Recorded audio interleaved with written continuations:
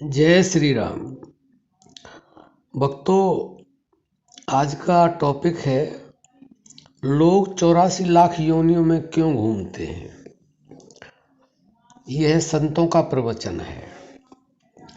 संत समझाते हैं कि 84 लाख जो योनियां हैं वह भी परमात्मा की देन है, क्योंकि जो जैसा कर्म करता है उसके अनुसार उनको उसी योनि में जन्म मिलता है। आप पहले ये समझ लें कि 84 लाख योनियों में जितने भी जीव हैं उनके अंदर किसी के अंदर एक तत्व है, किसी के अंदर दो, किसी के अंदर तीन, किसी के अंदर चार। लेकिन जो मनुष्य योनि है वह 5 तत्वों से निर्मित है। जो शरीर बना है ये मनुष्य का वह 5 तत्वों से है। बाकी जितनी भी योनियां हैं उनमें अलग अलग तत्व हैं, किसी में 1, किसी में 2, किसी में 3, किसी में 4।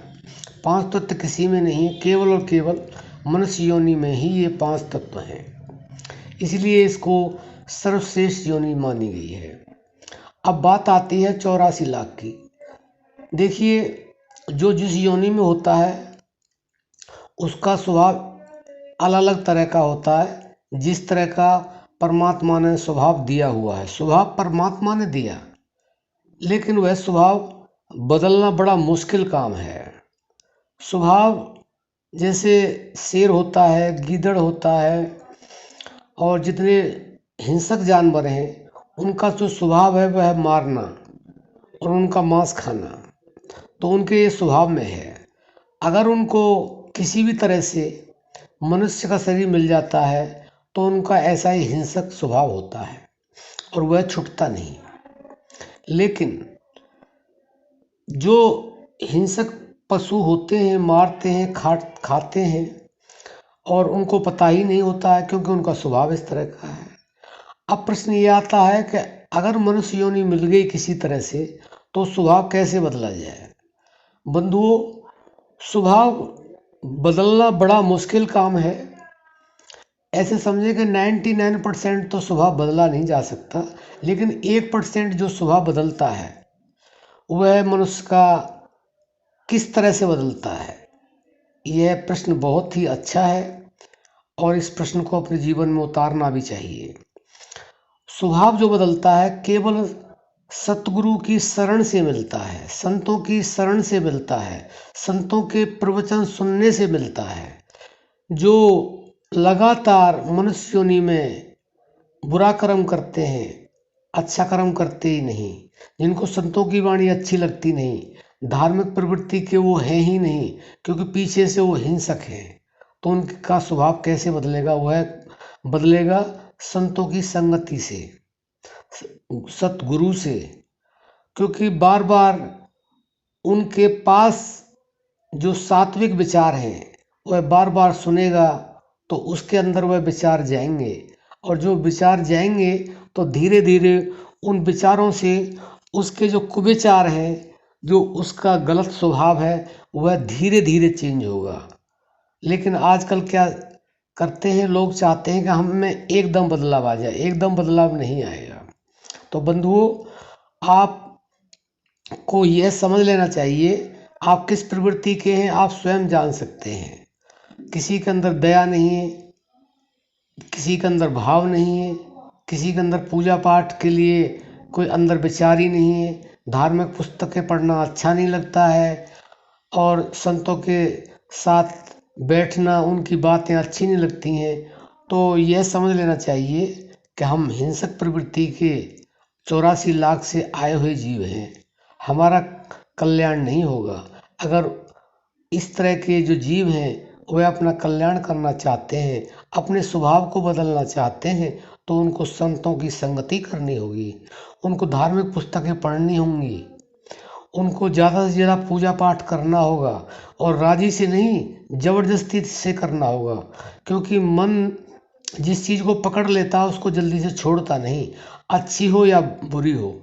क्योंकि बहुत सारे दृष्टांत इस तरह के हैं कि जिन्होंने भगवान के नाम को पकड़ लिया और उनकी भगवान ने परीक्षा ली, जैसे प्रहलाद जैसे भक्त हुए, तो उसके बाद भी उन्होंने उस नाम को छोड़ा नहीं। और छोड़ा क्या नहीं, वह नाम ही नहीं छोड़ता है। आप कोई भी नाम पकड़ लो, हर नाम के अंदर पूरी शक्ति है।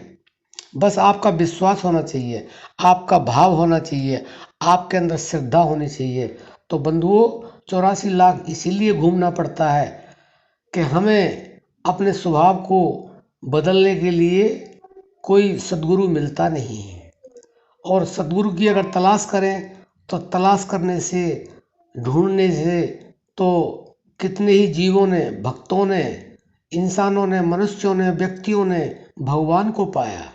तो बंधुओं, 84 लाख इसलिए योनि हमें भुगतनी पड़ती है कि हम पूजा पाठ नहीं करते हैं, भगवान का भजन ध्यान नहीं करते हैं, हम अपने अंदर करुणा पैदा नहीं करते हैं, हम अपने अंदर दया भाव नहीं रखते हैं, हम दिखावा ज़्यादा करते हैं।